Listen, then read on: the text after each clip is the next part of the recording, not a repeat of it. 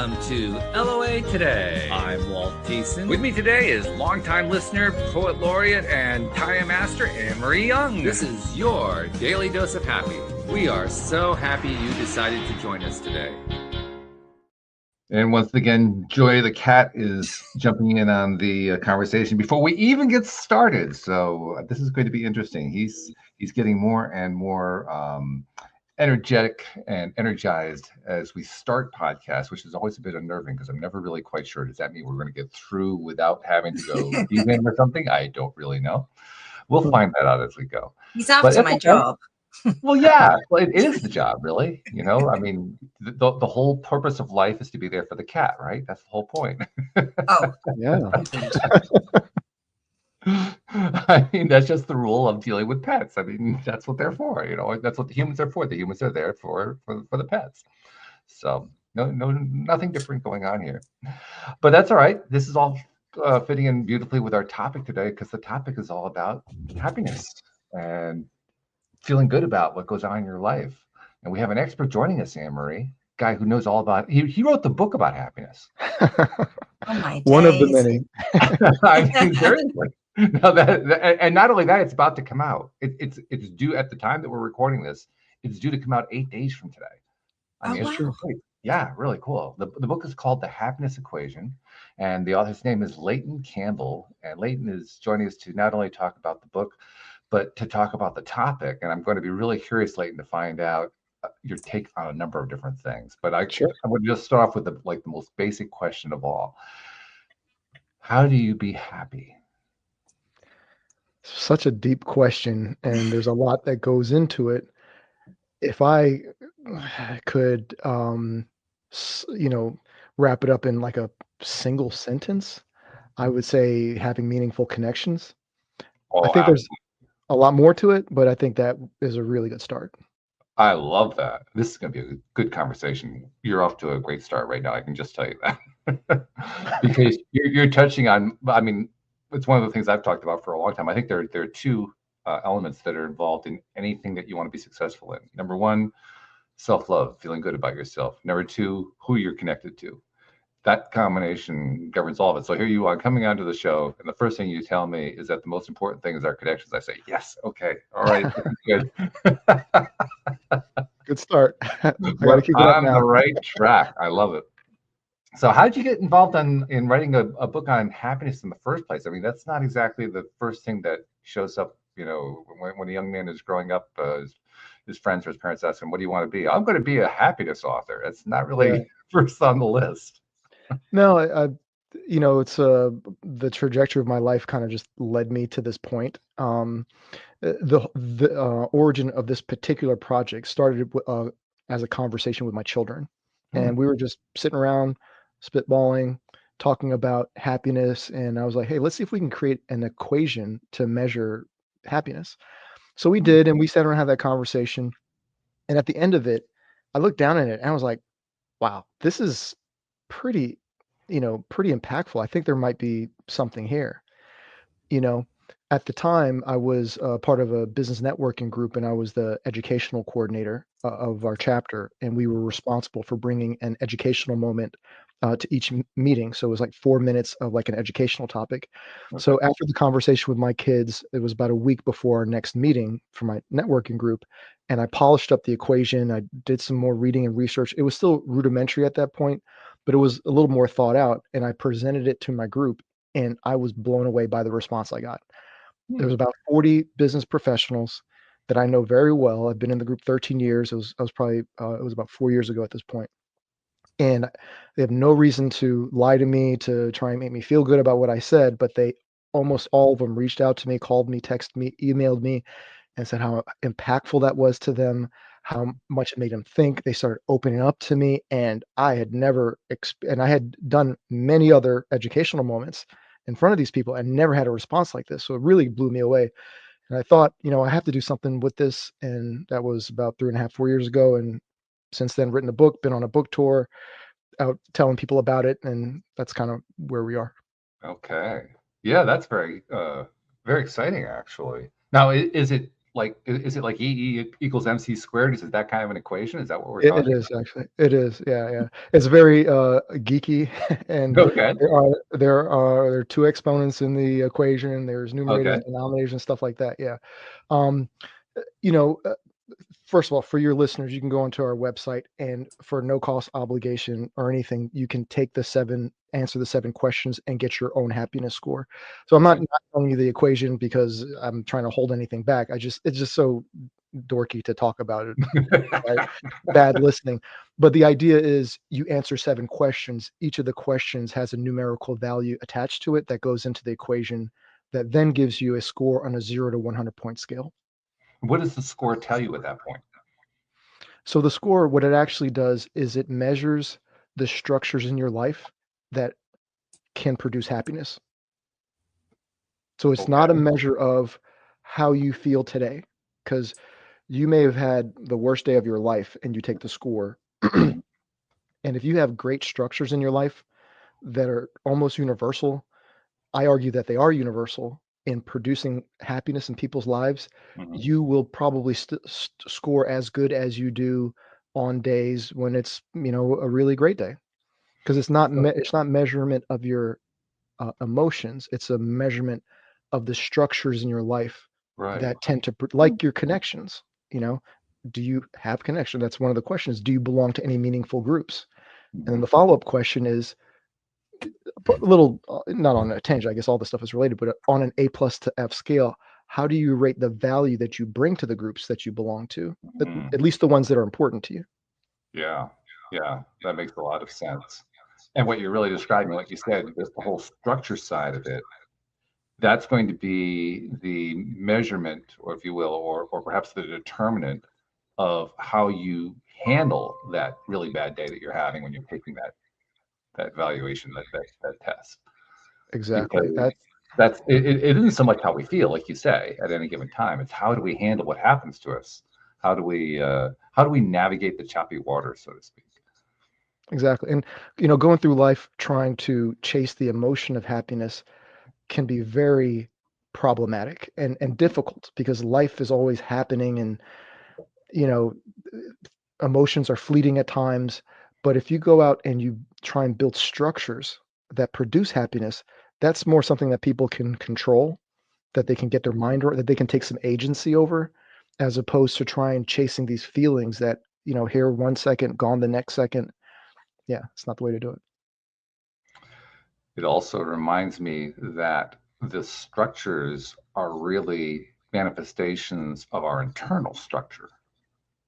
I mean, I imagine, I haven't seen the survey on your website, but I imagine that that's Mhm. really what the structure is measuring. It's the internal structures, and how our inside is connecting. There's that connection thing again. How that inside is connecting to our world and all of its different myriad aspects and phases and so forth.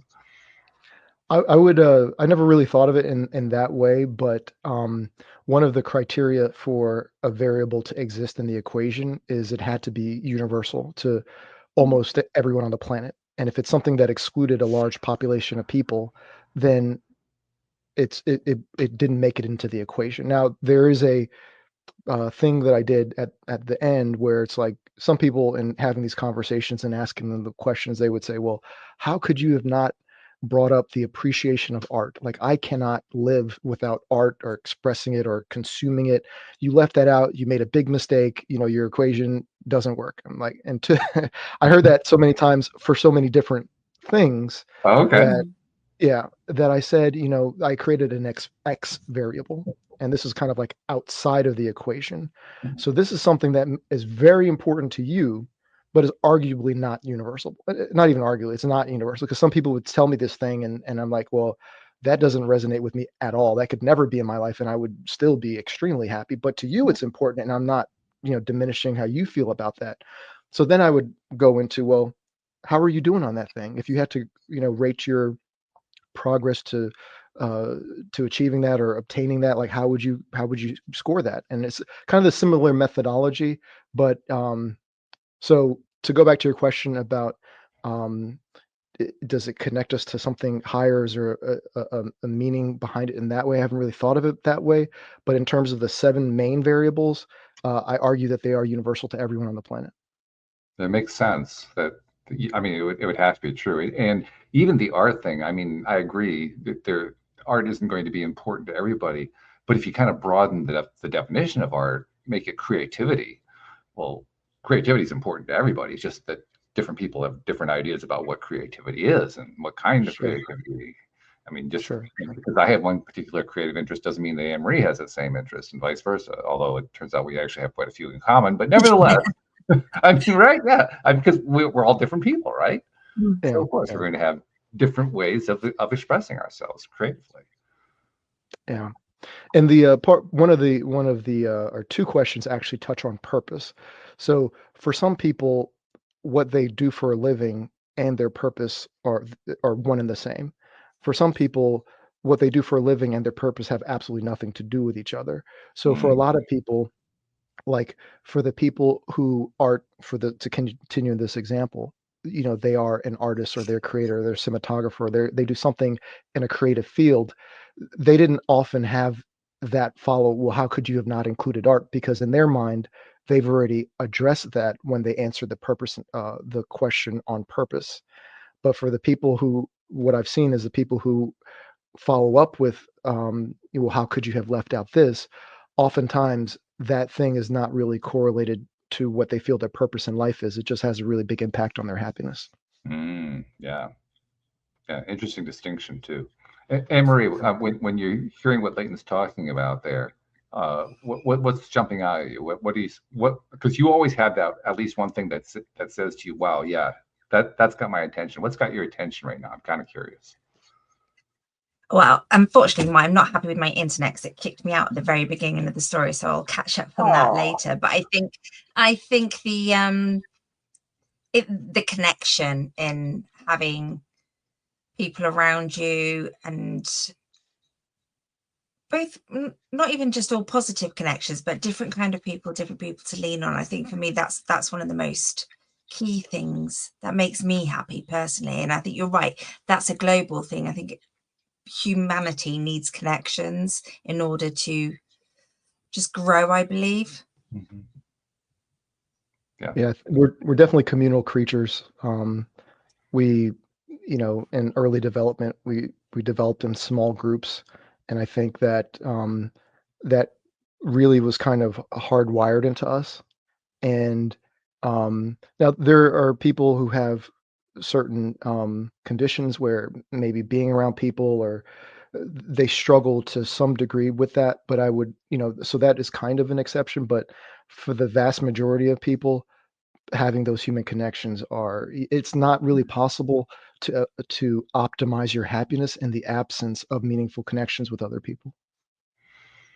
Which kind of leads, I think, to a really key, important question. If you're not as happy as you'd like to be, what can you do about it? Yeah. So it's a big question, and I think that's kind of one of the beautiful things about your happiness equation is it gives people a place to start, because it's so easy to answer 7 questions, and they're very simple questions, or like one sentence, short sentence questions. Okay. They are deep questions, so you have to think about it, but you answer 7 questions and then it gives you a score. Now, I do tell everyone this, and it's in the book and all of that, but your score is just a number. Do not get hung up on your score, because you can, chasing a score is similar to chasing an emotion of happiness. It's like that's not where the power lies. The power lies in the structures that produce happiness in your life.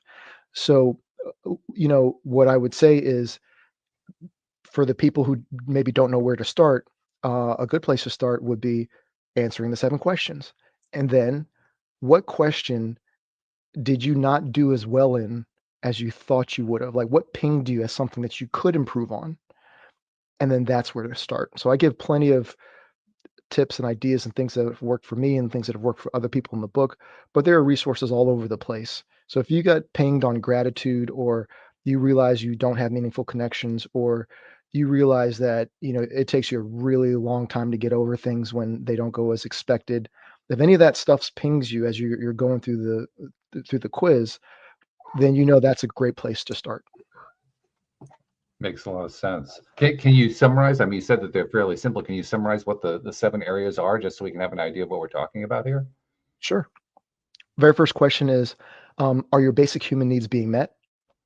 Yes or no question.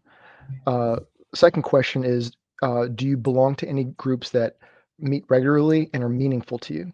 Okay. Second one. The third one is is on an A+ to F scale, how would you rate the value that you bring to those groups?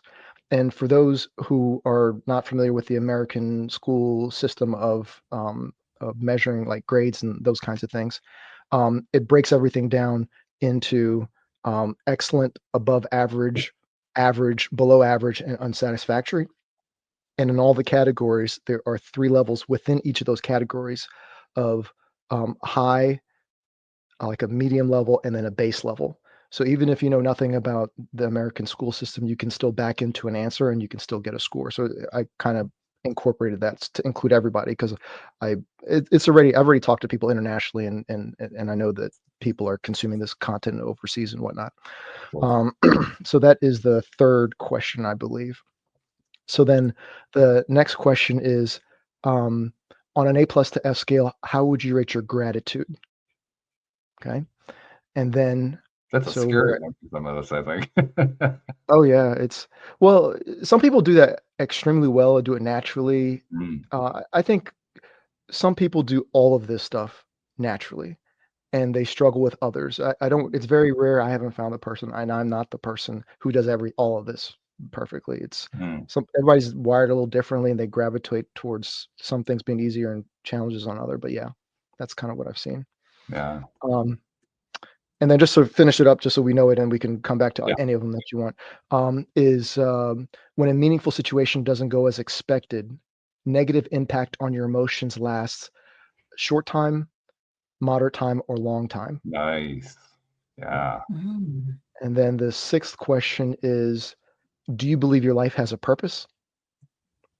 And then the 7th and final question is on an A+ to F scale, how would you rate your progress to achieving your purpose in life? And that's it.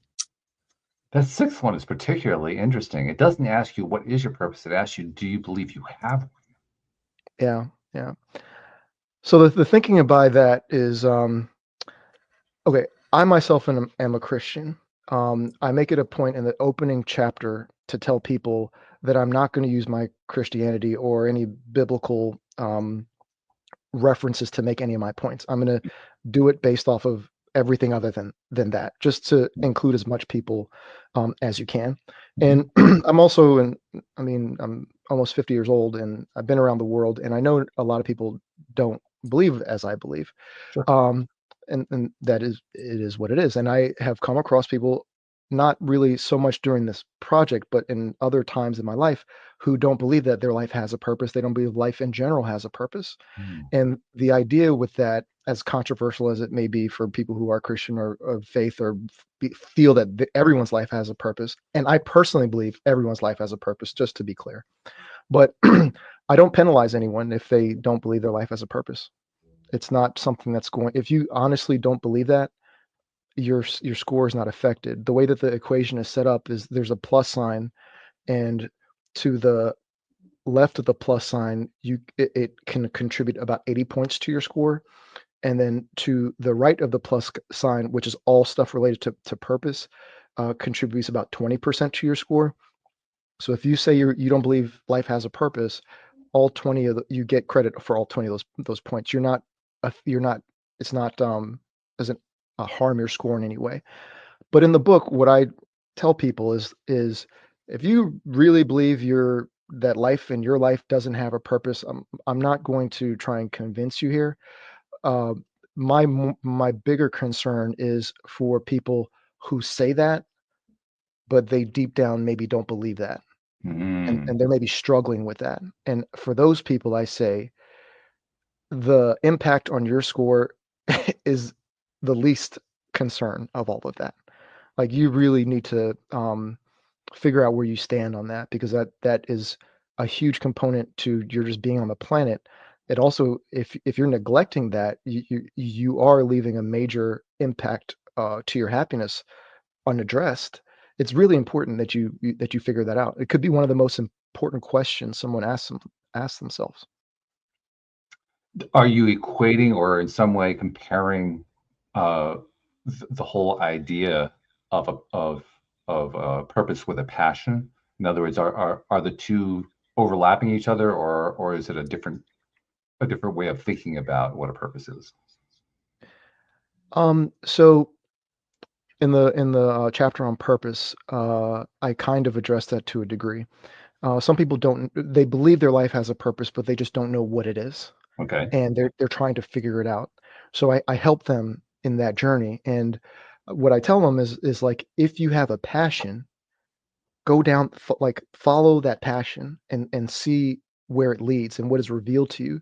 So that particular passion may end up being your purpose. You may find your purpose on the way to finding your pursuing your passion, and it also could be something completely unrelated. And your passion may change. I mean, there's so many different things that can happen. But what I encourage people to do is to, if you don't know what your purpose is, but you believe life has a purpose, always move in a direction that's positive, that that has the capacity to potentially reveal that to you. Mm-hmm. Mm-hmm. It's a tricky question, actually. What is Yeah. the relationship between purpose and passion? Because they're very close, but they're not necessarily the same thing. Yeah, I mean, I think like I felt I've known my purpose since I was a young teen, and it Mm. resonated with me then, and it does now, and I think it will for the rest of my life. What I think my purpose is I believe that I was put here to be a good husband and a good father, and Okay. that's it. Now, I have passions in life, and yes, my wife is a passion, and my children are a passion for me. But I don't, I don't think of them as a passion. I have other things that I do in life that when someone, hey, what are your passions like? What are you into? I would list maybe other things, Mm-hmm. but if they asked me what my purpose was, I would immediately know and can rattle it off. And I've been able to do that for a long time. What makes something a purpose then? It's got to be something that you feel you were uniquely put on the planet to do or to contribute to. And you should also have some aptitude towards it, and you should have an affinity. So by aptitude, I mean like you should have kind of the hard wiring, or you can acquire it, or you are willing to put in the work to acquire it if it's not natural to you, to be effective in that. And it also has to be something that um, you enjoy doing to a degree. It may be difficult, and yeah, if you're truly pursuing your purpose in life, you are going to encounter obstacles and hurdles, and it will be challenging, um, almost regardless of what your purpose is. But it's got to be something that is so meaningful to you that you're willing to go through any obstacle to see that through to the best of your ability. So that's what I would say your purpose is. Is then a purpose the same as what I might call a life intention? I am not familiar with that. I mean, I know the words. I haven't heard that concept together. So if you could tell Okay. me about it. I'm not sure that I can actually. It literally just came to me as we're We're both talking. stumped. That's It's great. not like I have this whole thing worked out about this life intention thing. No, I have no clue at all what that means. Oh, really? All I know is that when I say the words, to me, it has a feeling of I have a direction that I'm going in, and while I have trouble perhaps defining why or what that direction is, it has always felt like it's there. So when I say those words, that's what it feels like to me. Now I don't, Emery, does it have any resonance to you? Well, you tell me. Yeah, I mean, I would say that's your purpose. If it's something that's you're passionate about, something that you're feeling, it's the direction you want to go, then I would say that would be certainly related to your purpose.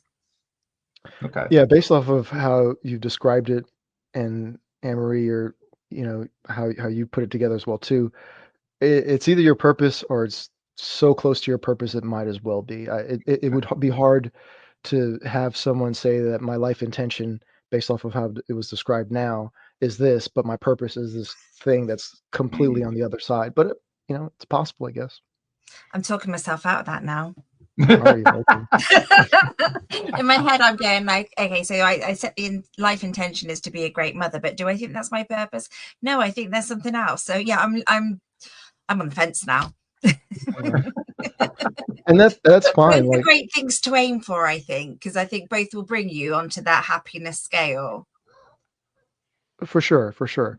I in the chapter on purpose, I try and think of all the things I've heard and read about people who struggle with finding their purpose and all of that. And the one thing that I say is like, it's okay. Like, if you don't know, that's fine. If you're moving in a positive direction and you are pursuing your passions, you're doing good things, your purpose is going to be revealed to you at some point. And I think someone's purpose could also be, I just want to be a good person. I think someone can have that as their purpose in life. It doesn't have to be like a grandiose thing. It can be, and for some people it is.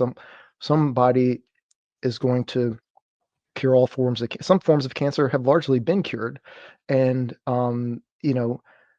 if that person felt that that was their purpose in life and they accomplished it, I mean, that is huge.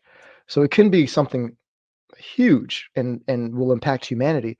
It could also be something that c- you'll never be remembered about. Like, I don't think I'm going to be remembered many generations from now for what my purpose is, and that's completely fine with me. I do hope and I think that I will be part of a chain of positivity that helped some major thing happen in the future that I was part of, that I maybe encouraged someone or smiled at somebody walk across the street that just changed their day and they went on to have a kid who had a kid who had a kid that did something amazing. I hope I'm going to be part of that chain. But if I'm not, it's all good. I mean, I'm very comfortable in what I feel I was put here to do. I would suggest that you are part of that chain. Everybody is. Yeah. I mean, that's just part of being alive.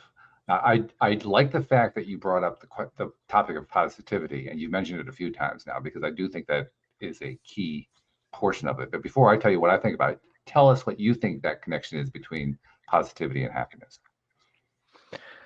Well, I don't really necessarily make that connection in the book, but it kind of is a theme that runs throughout it. Um, so one of the things I talk about is increasing the amount of love in the world. Mhm. So that is positivity, and then finding ways to reduce suffering in the world. So, if you can help reduce someone's suffering, you're putting good things out there, and I think both of those things are good. Um, and it manifests in other ways. I talk about in the book, when I'm just laying kind of a foundation of happiness. I talk about how life is challenging, and for your listeners, I mean, this book is heavy at times because we talk about it's easy to be happy when things are good. Um, it's hard to be happy when life throws you difficulties, Oh yeah. and life has a way of always throwing you difficulties. So it's like Welcome to Life 101. it's life 101. So one of the things I talk about in the book is like having a prepper kit Mm. for happiness, because we prepare for all types of things, and many of these things never happen. Like there are doomsday preppers. There are people who prep for all, nuclear war. They prep for all types of stuff. And, you know, many people have prepped for all of that throughout history. And many times that stuff never happened. So they prepped for a significant portion of their life, and the thing they were preparing for never happened. Mhm. But there are inevitable things in life that happen to everybody or the people you love Mhm. that people don't take the time to prepare for. Mm. So in the book, I give people like a prepper kit, and it's not a physical kit. It's just ways of thinking and so on. So Mhm. one of the things that I talk about in the prepper kit is you have a moral obligation to be happy, and this kind of ties into your question on you asked the question just now, and I'm kind of going around to, but it'll come to me. That's So what it was about positivity and the connection of positivity and happiness. Oh, positivity. Yes. Okay. That's what it was. Positivity. Okay. So, when you're going through a difficult time, you should have people that you can talk to and just really just let it out, unfiltered. That's what they're there for. They signed up to hear like the good, the bad, and ugly of what you're going through. Mm-hmm. And I think everybody should have someone, whether it's a therapist or a spouse or a friend or clergy or whoever it is in that person's life. I don't think it's good to just bottle things in and not have like an outlet. However, everyone else in your life, you should not infect them with like your bad mood and the horrible time that you may be experiencing, where you're at the checkout at the supermarket and you're being deliberately, negative to your checkout person, or you're taking it out on your waiter or waitress. It's immoral to do that. You don't know what they're going through. They could be going through a very difficult time, and it's not fair. It's not moral to project that negativity onto them. I have to give credit to the person who came up with this. His name is Dennis Prager. He wrote a book called Happiness is a Serious Problem. Mm-hmm. And he talks about that in his book. And that book kind of changed my life. And I've always been like a naturally happy person. But reading his book allowed me to realize and appreciate that I was given a gift and I need to protect it. And I didn't know that in a couple of years after reading that book, I'd go through one of the most difficult times of my life. And I specifically remembered that from his book, that I have a more obligation to be happy. So I had people who I could talk to my issues with, but I spared everyone else. And some of the groups that I belong to, um, people would tell me, I had no idea you were going through that. You were your same self. Mm-hmm. And I think that's awesome, because I got it off my chest. I got through it. I didn't hurt. I mean, I'm sure I did on some people at some point, because I'm not perfect. But by and large, I didn't like infect the world with the negativity that I was personally experiencing. Yeah, you weren't a negativity dumper, is what you're saying. Exactly. Yeah, and I agree with you. I think that is important. There's a concept that's implicit, though, in what you're talking about that I really want to pull out, because for myself, and I think this is true for a lot of people, for myself, for the longest time, I didn't think of happiness as being something I could choose. I thought it was something that happened to me, that it was pretty much outside of my control, and sometimes it would just kind of show up and there it is, and then it was gone. Yeah, I say those words. I say that a lot of people go through life feeling that like their happiness is something that's imposed on them from the outside, Right. and that they have no agency as to their level of happiness. I think that is, I thought that as well too. It's like, I don't think most people like go through life like thinking about happiness unless you struggle with it.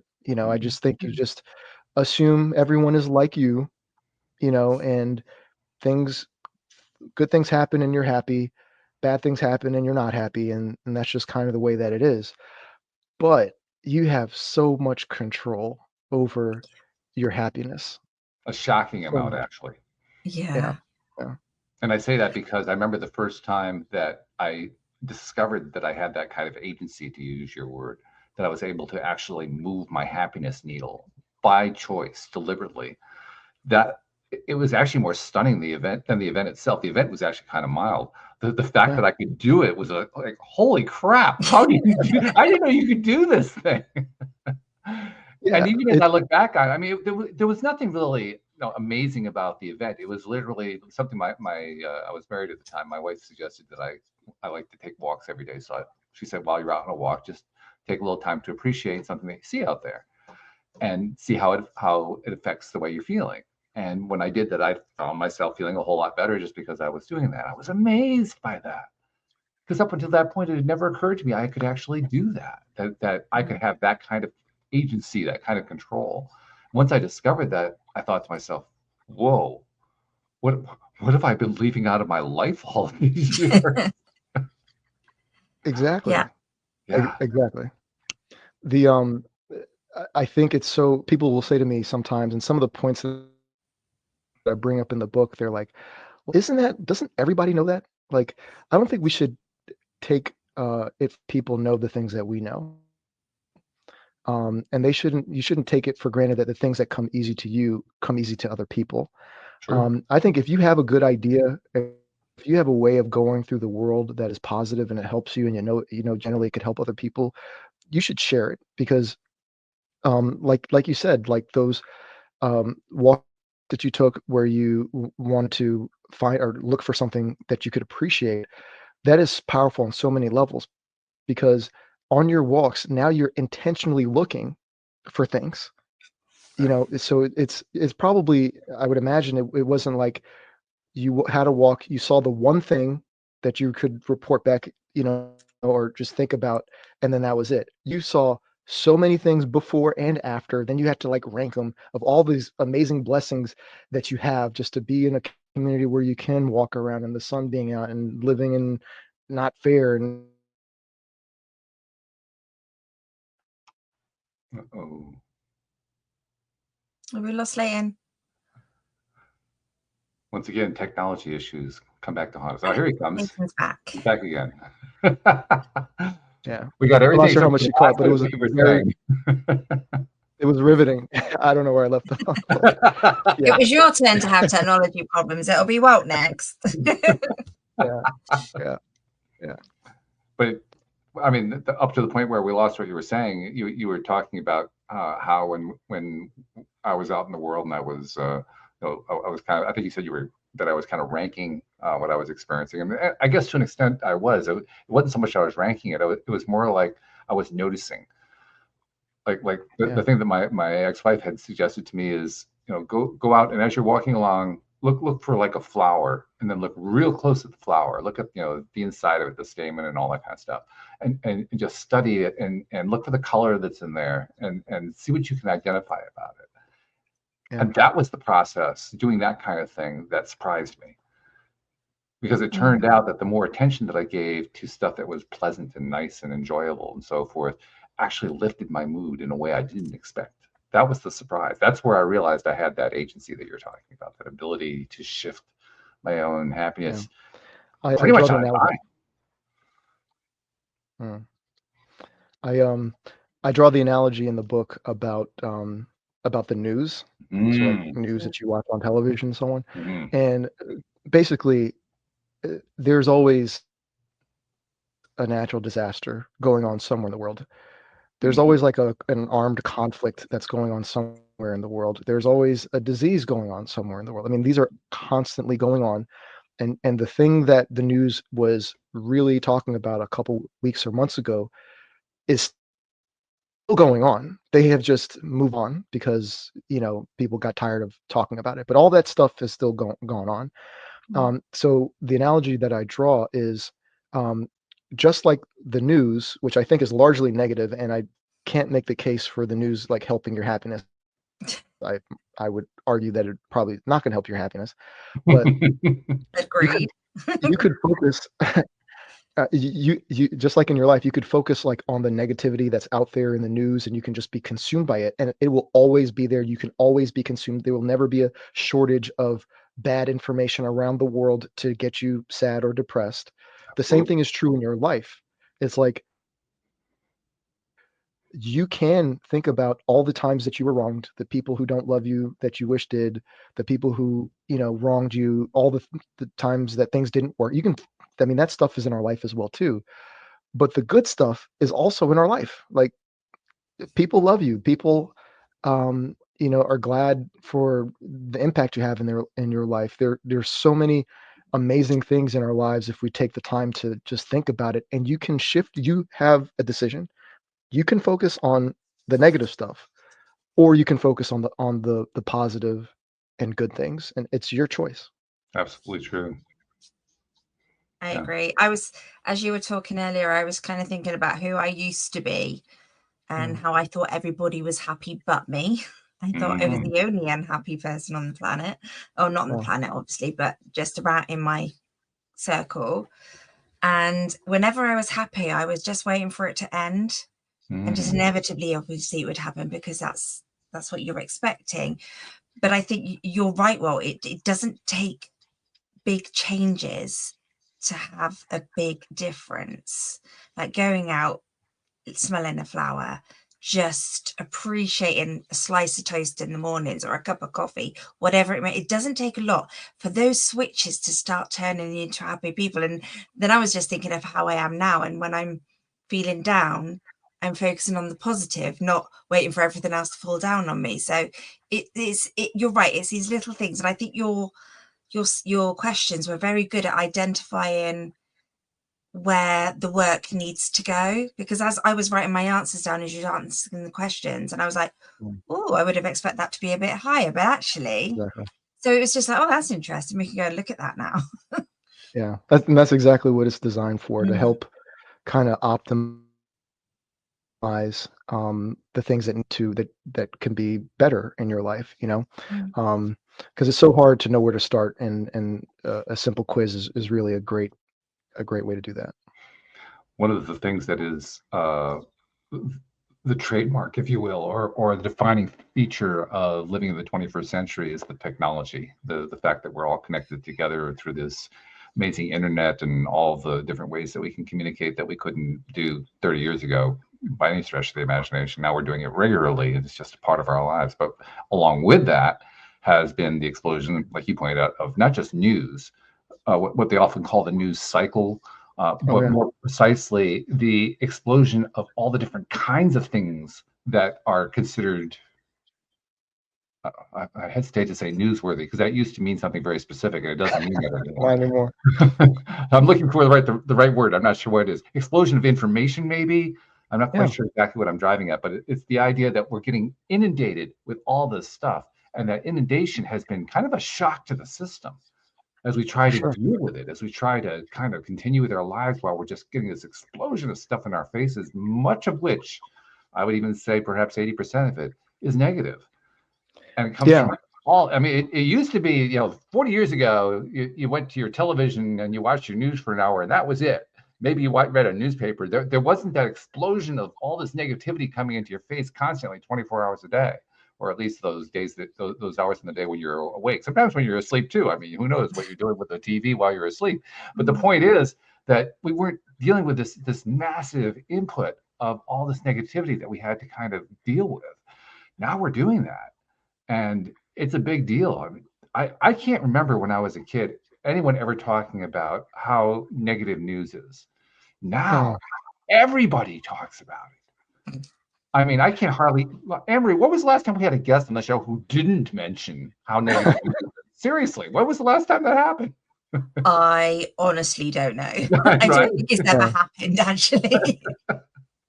Yeah, it's a big drag, but it's so obvious what the news is and does, and I think the online forms of information follow a similar pattern. We are also hardwired, I feel, to pay attention to the negative, because back in our development, the negative could kill you. Yes. So if something was negative and could kill you, it was really important that you remember it. So I think that's kind of been baked into our DNA. Now that, for the vast majority of humanity, we're not in a hunter-gatherer situation, but that hardwiring, persists. So when we see something negative, when we hear something negative, we are drawn to it. And that's why negativity on the news and newspapers and social media, it persists. But one of the things that I found is, and this has been a constant theme in my life, here in America, I've been all over the world too, so I've experienced many different cultures. So I know to a degree it is the same pretty much everywhere. But especially in the last couple of years and even now, the perception is that our country is divided and we are on the brink of civil war. Like that's what they would have you believe. We're also, an extremely racist country, and it's just this, like, we have issues that are very large that are going to destroy us pretty quickly. That's kind of the message.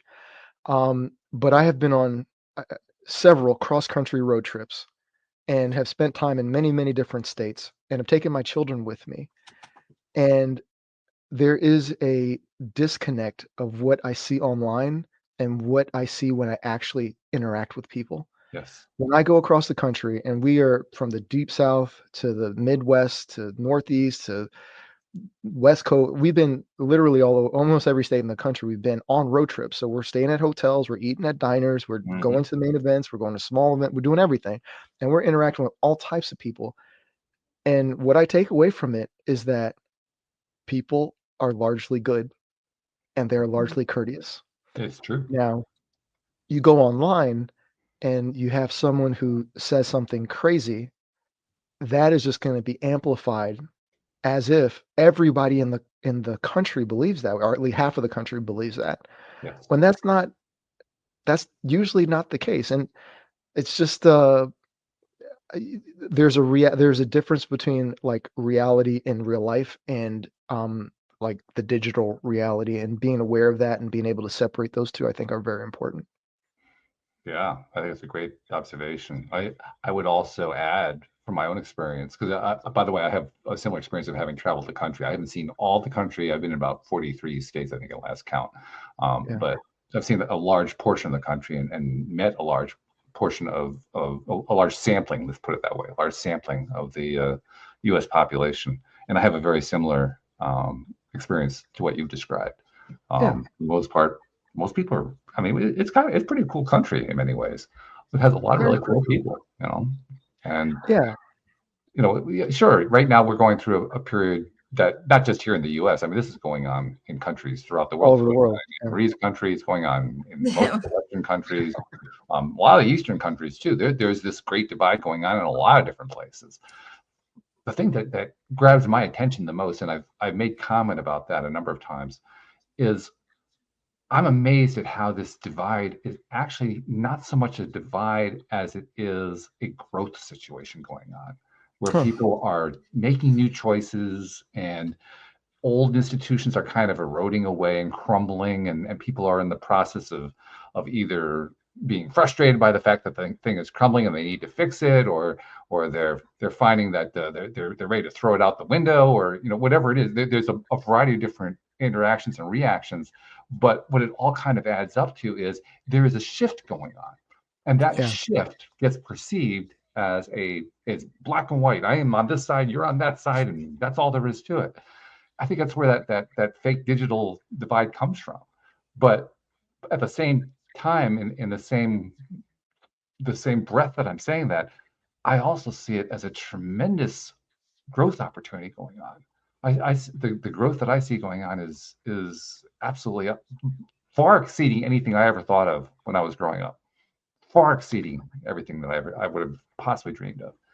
And it's chaotic, it's tumultuous, but to me, I see it everywhere. I see it in the guests that I interview here on the program with Anne Marie and my other co-hosts. I see it out in the world. I see it when I go to the store. I see it everywhere. It's just incredible.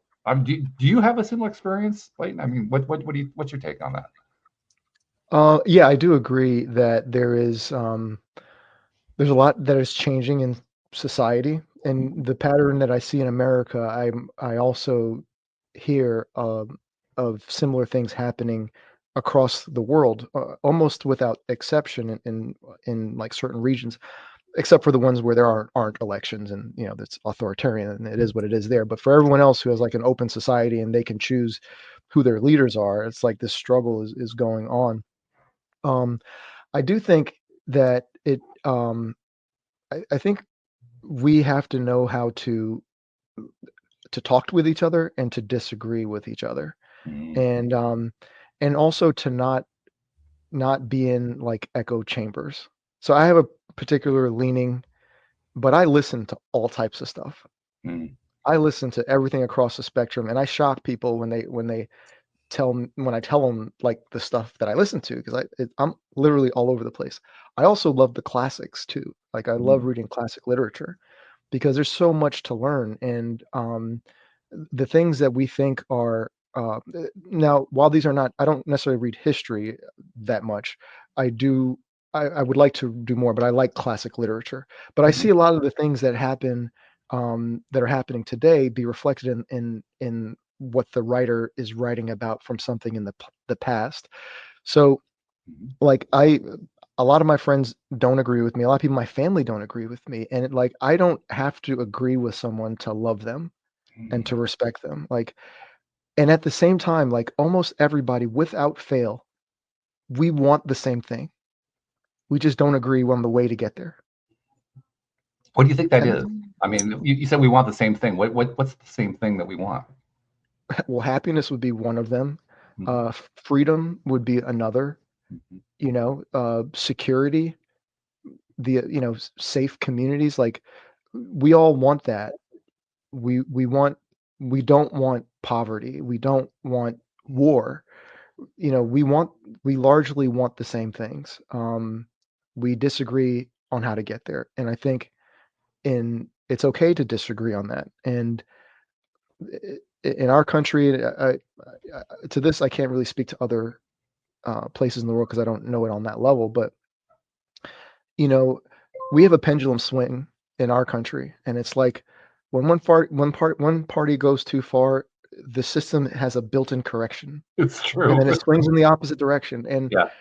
what kills me is that the politicians, their advisors and so on, they think whatever is going to happen is going to go on forever. They don't ever prep people like, look, I know everything is great right now, but don't get it wrong. Like people don't necessarily all believe in what they just necessarily voted for.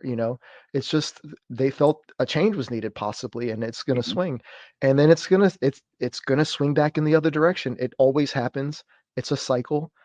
And uh, I I it, I don't know of a better way to do it. It's a very messy way to do it. It's like there's growth. It's like a growth pains, and Yeah. there's strife and struggle in it. I don't know a better way to do it. I do feel at the end of the day that we have freedom.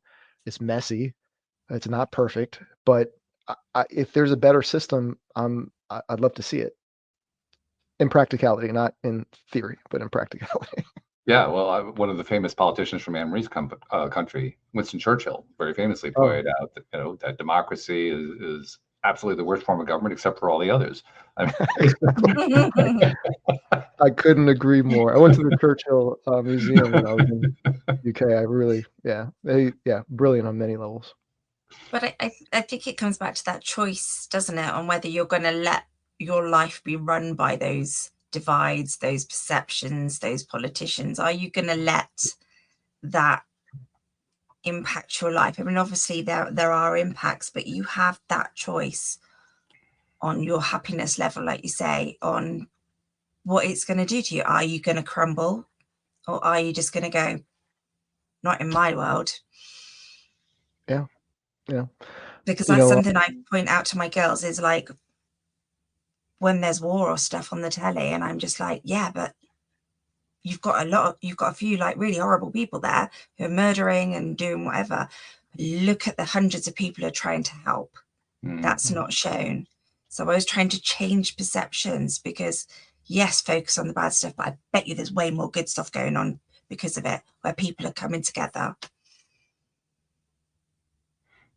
I'd add into that. I think that great growth I was talking about is a growth in discernment. I think if there's yeah, one word that defines what we're going through right now globally as a global society is that people are learning how to discern in ways that they've never discerned before. huh, And it's shocking and it's scary and it's frustrating and it's painful. But that's where when I talk about seeing the growth going on, that's what I'm seeing a lot of. I'm seeing a lot of people demonstrating that they are discerning in ways they've never discerned before. That yeah, exciting. That makes me yeah, really yeah. excited.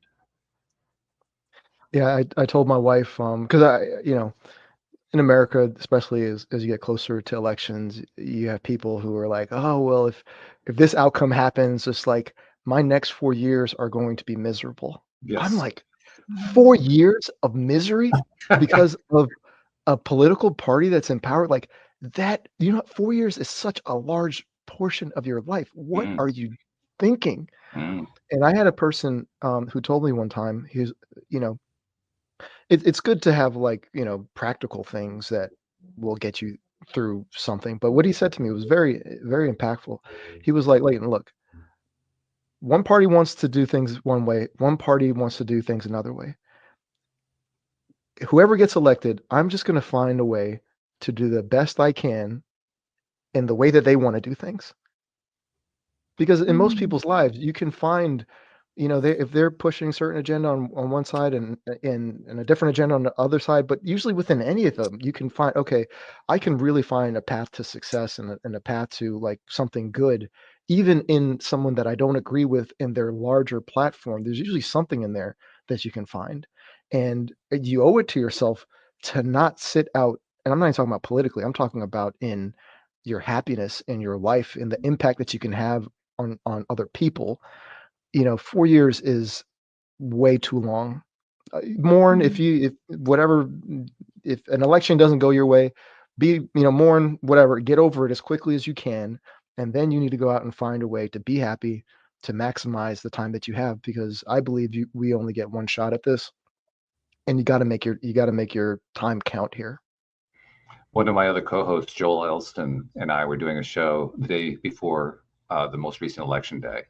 And of course, at that point, we didn't know who was going to win the election on the presidential level or even in the other levels of the election. And he made a really interesting comment that he makes practically every time that we have an election. But I found it interesting once again. He said, every time that we've had a presidential election, I've been better off 4 years later. Didn't matter which party it was. I can promise you, no matter who wins tomorrow, 4 years from now, I'm going to be better off than I am now. I thought that really is an insightful way of understanding, what's the real role of politics in your life. It's actually a lot less than most people think it is. 100%. His mindset helped him achieve that. Yeah. And that's the power of having that's the power of positivity. Whatever you have that's constantly going on your mind is eventually going to manifest itself in your life. So, I told my wife, I was like, look, I don't care what happens tomorrow. We are going to have the next 4 years of our life are going to be the best 4 years of our life, because I'm going to make sure it happens. We're going to do all the amazing things. I'm going to find a way to make this work. And I think everybody should do that. I think that's part of this discernment process that I think we're going through. I think people are beginning to discern in ways they haven't discerned before, such facts as politics really isn't all that important.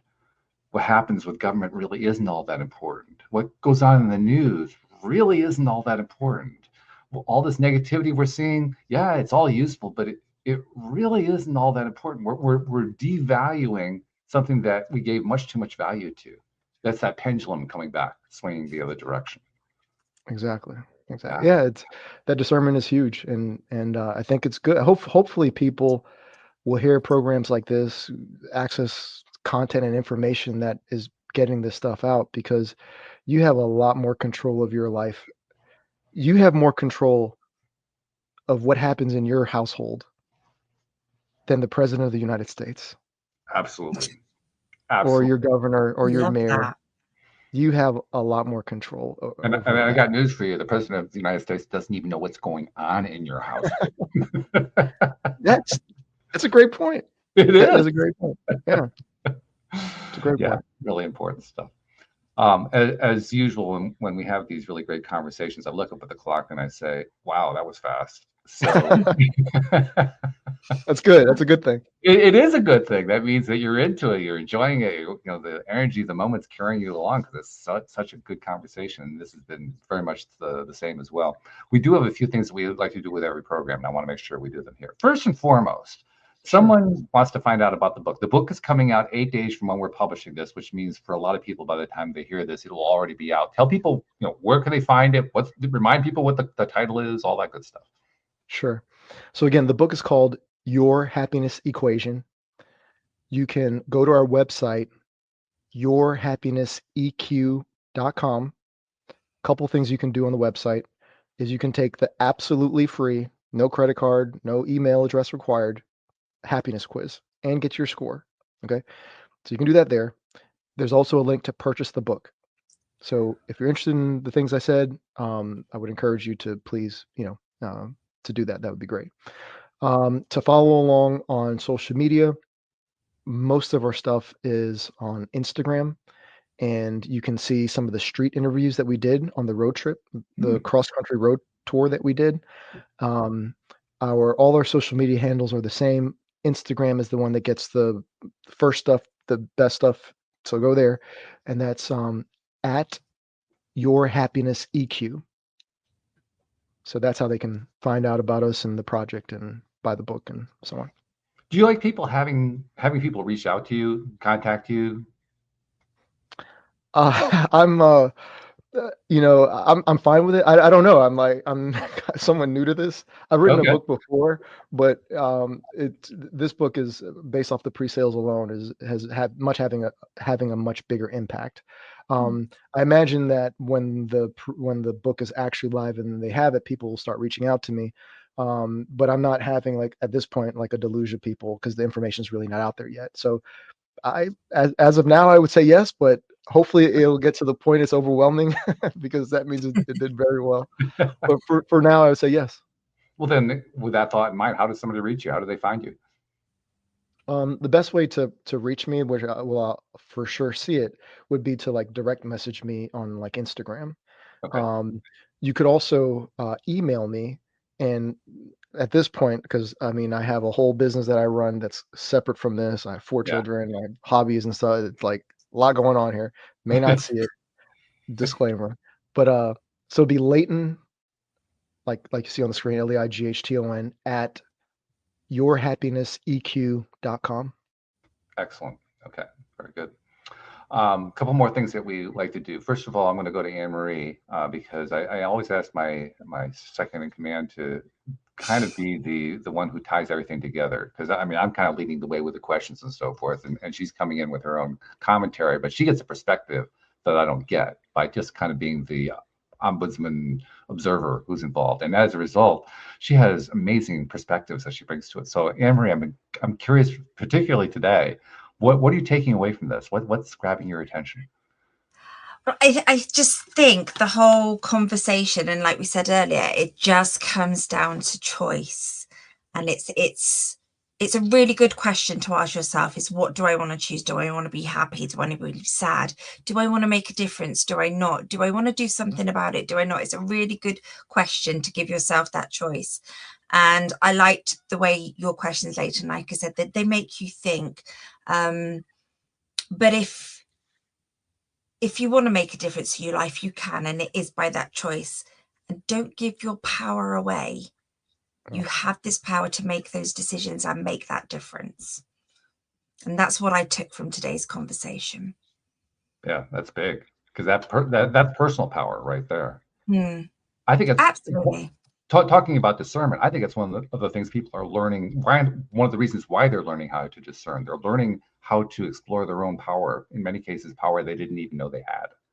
Which is, that to me is where a lot of the excitement is. Watching people become more powerful within themselves, seeing how it impacts their own lives. It really is exciting.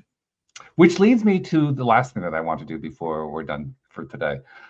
Because Leighton, I noticed a few years ago, I've been doing this now for it'll be 12 and a half years next month that I've been doing this podcast. And during that time, obviously I've interviewed hundreds of really interesting people. I've had all these great conversations. I have all these co-hosts that I've had over the years, and it's done tremendous things for me in my life. I get a lot of my connection there. We talked about connection. That's where a lot of my connection comes from.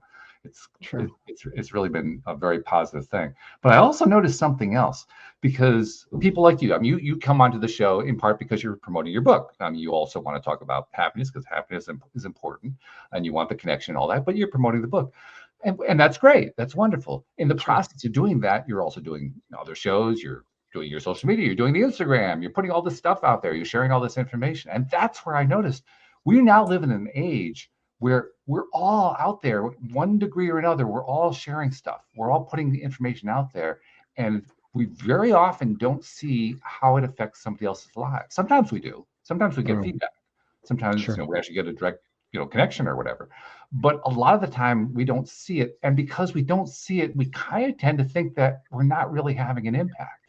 And yet doing this show for 12 and a half years, I realized, my God, it's incredible the impact we have. I actually get bits and pieces of it. I get tastes of it when I hear a reader or a listener talking about how they heard an interview with this person and it touched their lives in some way. And I thought to myself, oh my God, there's all this stuff going on in the background we don't even know about. And even worse, we don't acknowledge it. So Leighton, on behalf of those people you've never met and never seen, never will meet, never will see, who you've been touching in ways that you don't even know about, and who you are about to touch with your book in ways that you haven't even anticipated yet, on their behalf, thank you for what you're doing, because you're making a difference in this world. Yes. I appreciate you saying that. It means a lot. Yeah, I think it's really important. I don't think we give enough attention to the way that I call it the ripple effect, because we all have a ripple effect that ripples out into the world. We need to. That's part of the discernment that we're having to learn. We're having to learn what our own ripple effect is. And it takes a while because a lot of the time we can't see it. So what's the best way to do it? Well, you mentioned it, gratitude. You have to have gratitude. Well, how about having gratitude for your own ripple effect? Yeah, that's pretty powerful. That's very powerful, actually. So thank you for saying that. And I do accept that. Pleasure. And I appreciate it. Yeah.